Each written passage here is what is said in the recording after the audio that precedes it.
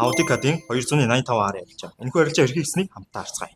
AudiCAD тухайн үед daily time frame, үндсэн хөдөлгөөн daily time frame дээр ерөнхийдөө up and trend buying zone-тай байсан, Prism төлөв аваад ирсэн байсан. Prism нь 38.2-тэй. Impulse явахад бэлэн байсан хөдөлгөөн. Гэхдээ 38.2 дээр ойрхон үндсэн хөдөлгөөн маань өмнө өрөөний даралт руу breaking хийсэн байсан учраас хөдөлгөөнийг өмнө өрөөний даралтан дээр breaking цааш үргэлжлээд унах уу эсвэл энэ breaking амжилтгүй болоод дээш өсөх үү гэдгийг хүлээсэн. Амжилттайгаар одоо үндсэн хөдөлгөөн breaking хийсэн боловч буцаад дээш чиглэлтэй өсөх боломжоо илүү үзсэн. За ингээ buying volume нэмэгдсэн 38.2-тэй impulse явах боломжтой дээш нэлийн гүйхэн level дээр орж ирсэн гэдэг утгаараа up and trend buying zone хүчтэй үргэлжлэх боломжтой болсон.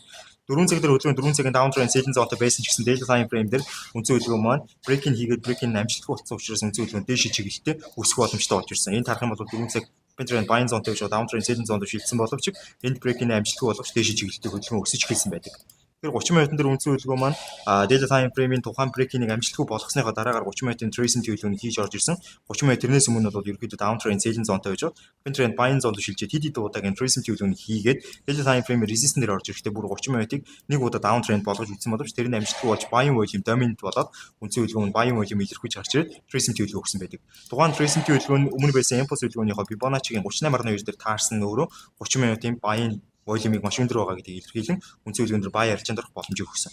Ингээд Euroline candle үлдээсэн Euroline candle-ыг бодлого гарсан байдаг.